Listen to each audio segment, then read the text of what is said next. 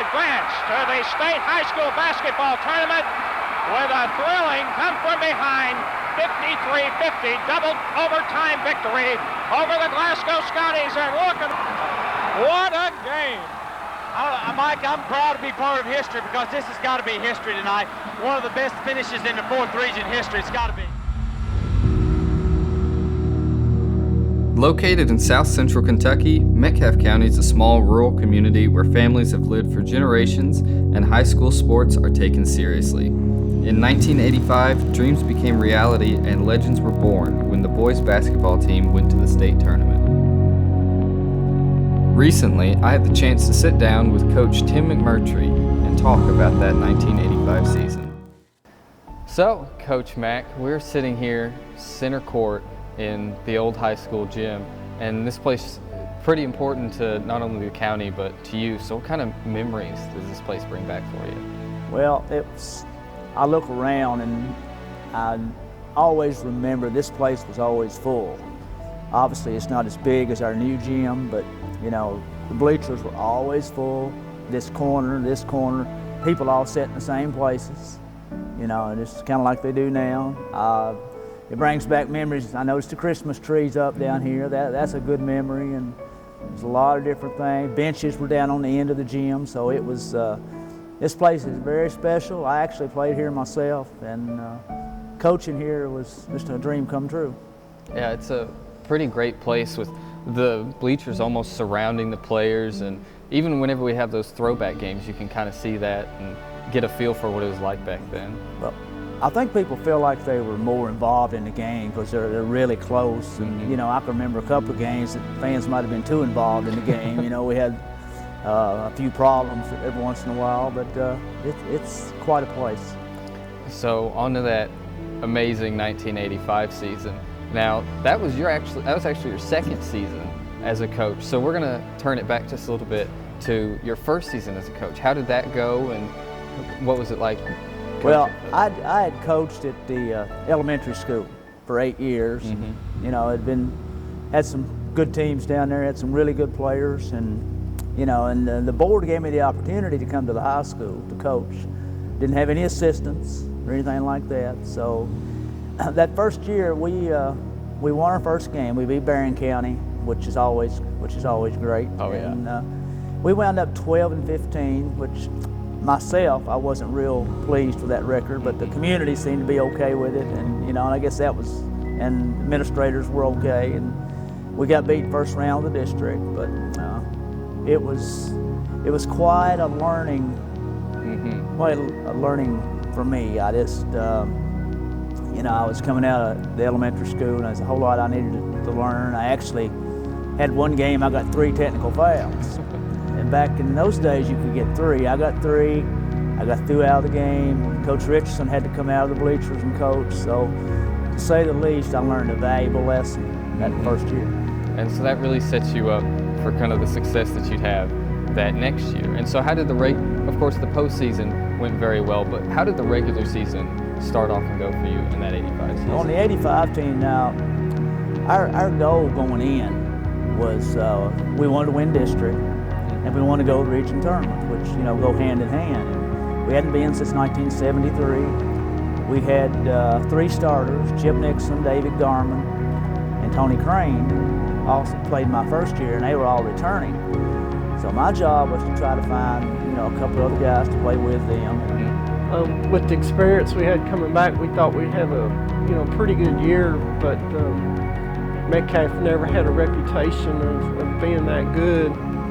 And our first preseason game was against one of the region favorites, and we actually beat them.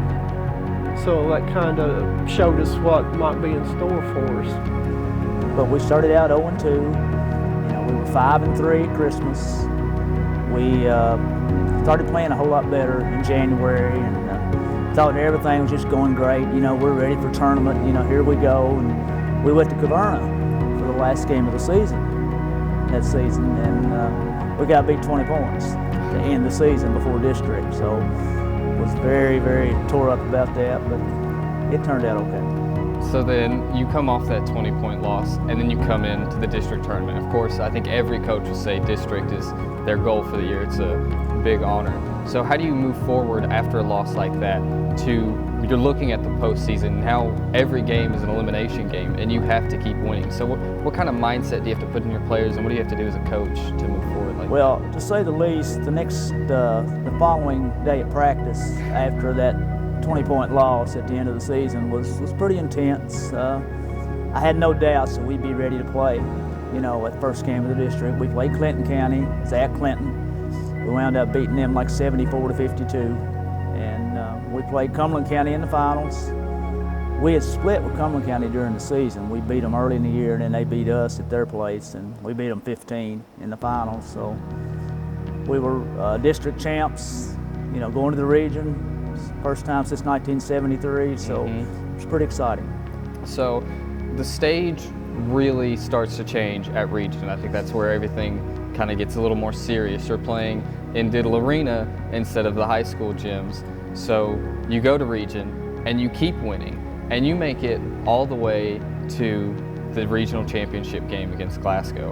And what's going through your head as a coach, and what was going through your players' heads as you're looking forward to that? And you get to the biggest stage that the county's really ever been in basketball. Well, when we got to the regional tournament, we had to play Logan County the first round. And Logan County was the defending state champs. They had won in '84. And we beat them like 5 points, real close game. We were able to win it.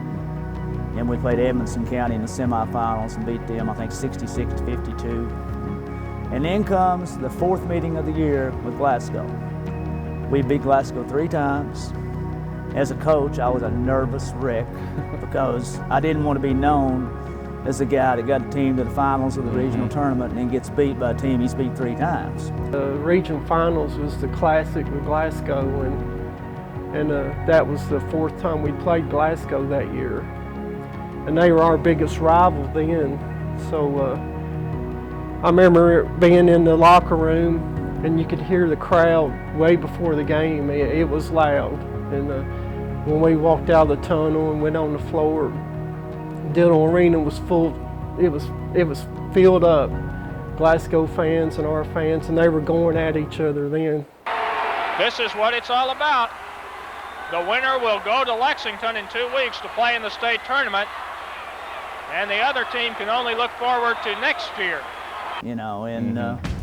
It was a close game all the way. Coach Bobby Cook did a great job with his Glasgow team, and it was, we were really fortunate.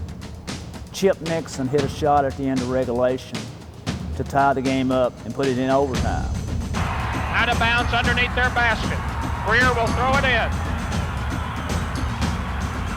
To Nixon. Baseline jumper, got it!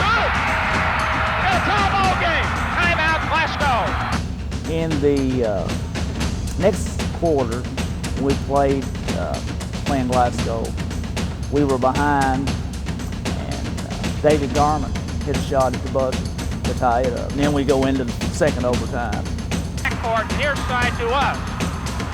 Boy, with the ball, I thought was fully up the floor, but there we go. That's history. Garmin quickly in the front court. 4 seconds left. Garmin with a jumper. He scores! And let's see if they got a timeout. They did. There's a timeout on the court. Glasgow got the timeout called. What a ball game. And we were down like, I think it was 50-49 with inside 15 seconds. And we got Chris Barlow hit a shot. Garmin's motion for a pick. He's wanting to pick. Ball comes into Barlow. Barlow drives the right side of the lane. Puts it up and in! We go into the second overtime. Mac puts me in. And I think, God, just don't let me mess up in front of everybody. And then we stole the ball. He got fouled and hit 2 free throws. And at that time, there wasn't 3-pointers. Exactly. So we knew when we got that 3-point lead that we had it. You essentially iced the game. Right.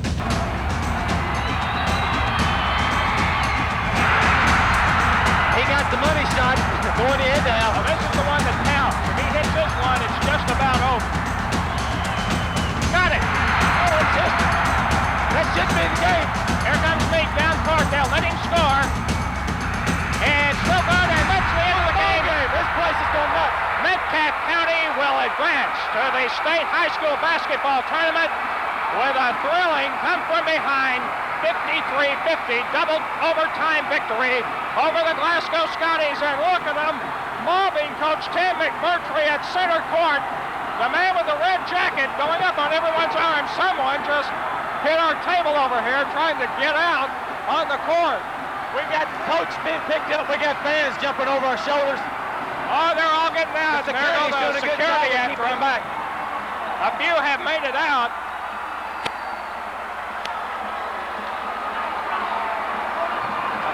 What a game. Mike, I'm proud to be part of history because this has got to be history tonight. One of the best finishes in the 4th region history. It's got to be. David Eccles has the coach Tim McMurtry from Metcalfe County. I'm not going to ask you how you feel because I can tell you like to say anything to your fans who's going nuts up there. It's the greatest bunch of fans in the world right up here. They've been with us, win or lose, they're the greatest bunch of fans in the world. I'll tell you, they've been behind me all night over here, and they've cheered from the beginning of the game to the end. And can you just tell us, what do you think the big turnaround in this ballgame was? They just couldn't hit their free throws there at the end. We were lucky. We got in, we never quit. David Garvin hit a big shot, Chip Nixon hit a big shot. They've been doing it all year long. We just wouldn't quit. You just had so many heroes tonight, and I know you want to get back over with your ball players, and I appreciate the time you're taking out with us. Best of luck in Lexington, Kentucky, buddy. Good job. Metcalfe County coach Tim McMurtry finishing touches on the net, and Metcalfe County will play in 2 weeks in the Kentucky State High School Boys Tournament in Lexington, Kentucky at Rupp Arena. To say the least, it was quite the celebration. So now if you go to the high school now and you look in the gym and you look at the banners, 85 is the only regional championship team. And of course then it was the first time, it's still the only one. But what was the community reaction like to that whenever you accomplished that and they know that you guys are going on to Rupp Arena to play in the state tournament? Well, if you weren't there, it's almost hard to tell you what happened. I mean, this community just went crazy. You know, when we came back from winning the region on that Saturday night, we had a big celebration here. The place was full. Everybody came back from Diddle Arena and came here to the gym and, you know, celebrated and so on and so forth. And it was just, you know, I can't describe it. They had a parade, you know, after that, and we got ready to go to state, and it was just everybody felt like they had a part of it. Mm-hmm. And I think a big reason of that, I think all the guys on that team were from different parts of the county, you know, and I felt like that everybody felt like they had a part of it. I just remember after that, I can't believe we're going to the state tournament. And one thing that really struck me is, like, my dad that played and then other boys whose dad played, it's like you could see they were so excited because they didn't get that chance, and they were kind of living that through us. And I just remember, you know, seeing how proud our dads were that we were getting to do something that they didn't get to do, and something that some schools never get that chance to have. And that was something that I really remember. The 85 team, what I remember the most about that game is very funny. I apparently thought it was my job to collect every plastic cup that was in the place.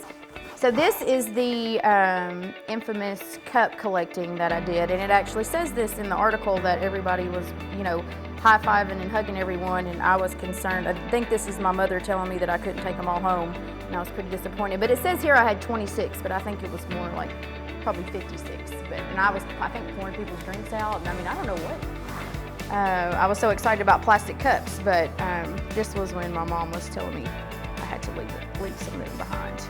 So in 1985, I was an 11-year-old kid here in the Metcalfe County school system. I was an Edmonton Blue Jay, and like many kids in my school, I grew up going to basketball games. I had an older brother, Tony, that played basketball. and graduated just a few years before. So I'd grown up going and watching his games. And for me, it was just, it was a feeling that, you know, the whole town was involved in sports in this community. And that's a feeling I've always kind of had about this community and this town. Really an accomplishment like that, it really brings everyone together. And we even heard a story whenever we were researching about this team. We had a lady tell us how her church closed down as they're getting ready to move on to Rupp Arena, because it's like the entire town almost closed down getting ready to follow you guys whenever you go to Lexington to play. Well, I think the banks closed that day. You know, I'm pretty sure they did, and just everybody took off work, and it was just, you know, when we got to Rupp Arena, of course we were scared to death when we got there. And, you know, I remember looking at the attendance for that game. There's 16,000 people in Rupp Arena, so it was a long way from the old blue gym where I used to coach, and from our small and from this gym. So you make it to Rupp Arena, and you're in the state tournament, and for the first round you draw Louisville Eastern. It's a really big school compared to us, and they have this kid, Felton Spencer, who will go on to play in the NBA. He plays for Louisville. He has a 12-year NBA career.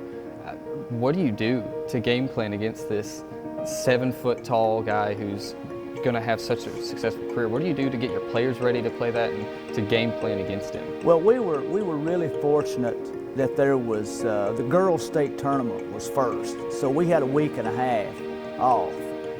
And the 7th region final was not till after our final had been played. So I took Chip Nixon, Tommy Greer with me, and we went to Louisville to watch them play.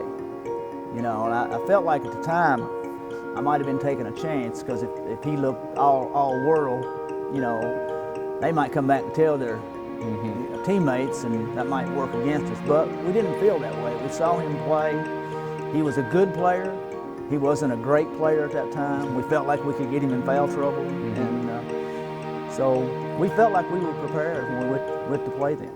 And I know Mac went and scouted that game, and come back, and we had practice. I believe we had a practice on seems like it might have been a Sunday evening. And Mac told us, you know, was talking about Felton Spencer, big 7-footer that played for Eastern. He said, and this is something Mac said, he said, we're going to take it right to him. He's either going to get in foul trouble or set the record for most blocked shots in a game. Not only did you make it to that far in state, but you beat Louisville Eastern and you won a game in state. What's that feeling like to make it to that big stage and not only make it there, but succeed? And I mean, we had to have been the underdogs there, and that upset such a team like that. Well, it was like Felton knew the script of the state tournament, because he got in foul trouble.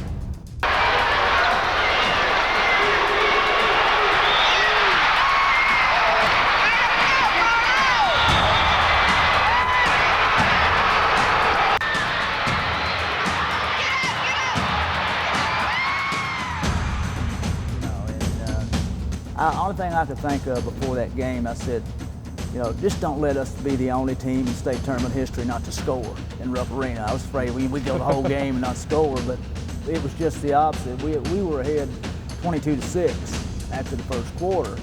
Kind of had to hold on after that, but we couldn't have played any better. We hit shots.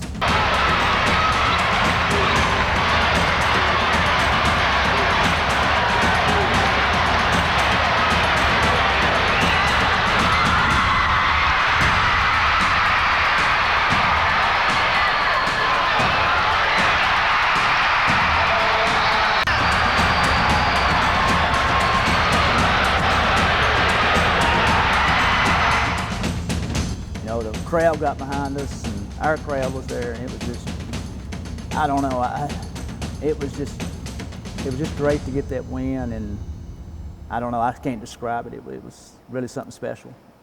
Naturally, Eastern was a favorite to probably win the tournament that year.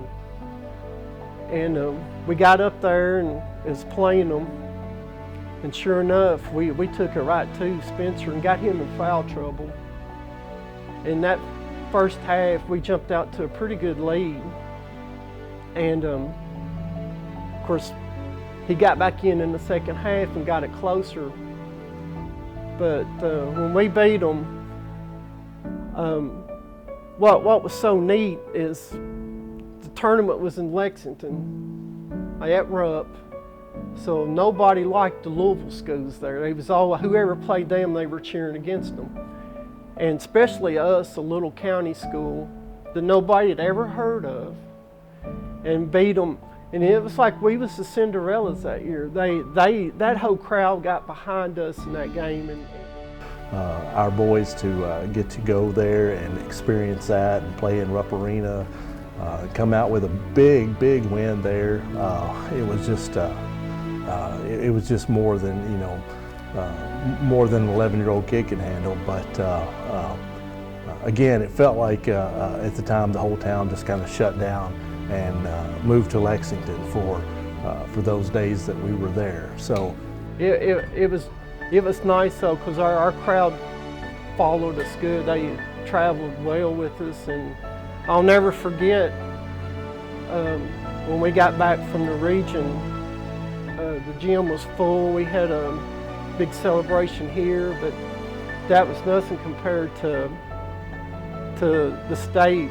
I mean, it's just like Metcalfe County shut down and followed us up there. And then when we came back, there was a line of cars from the school clear past the Cumberland Parkway waiting for us when we got back. It was just amazing. So looking back on it now, you were the coach of what many consider to be the most successful team in Metcalfe sports history. What does that mean to you, and what do you think it means to the community to have made it that far? Well, I can't describe how much it means to me, but I was so fortunate that I had good players. I mean, I don't care, you know, you always hear the old saying, if you win, you've got good players, and if you lose, it's the coach.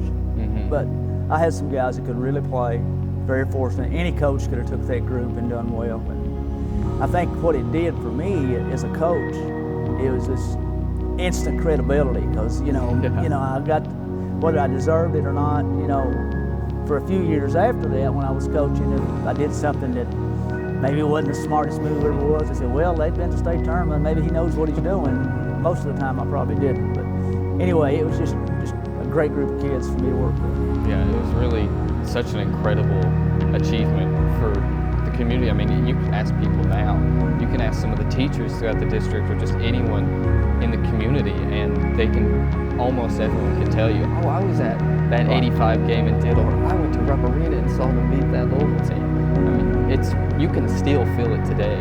If you ask around, you still find so many different people who remember those games. You know, the thing I also remember about our fans is if things weren't going well, they had a little saying that they came up with that a lot of people use now. It says, we believe. And I know in Little Arena, when they looked bad against Glasgow, they would start that chant. And I think that really helped our guys. Again, the final in double overtime. Metcalfe County 53, Glasgow 50 for our entire crew. Thanks for joining us, and have a good night, everybody.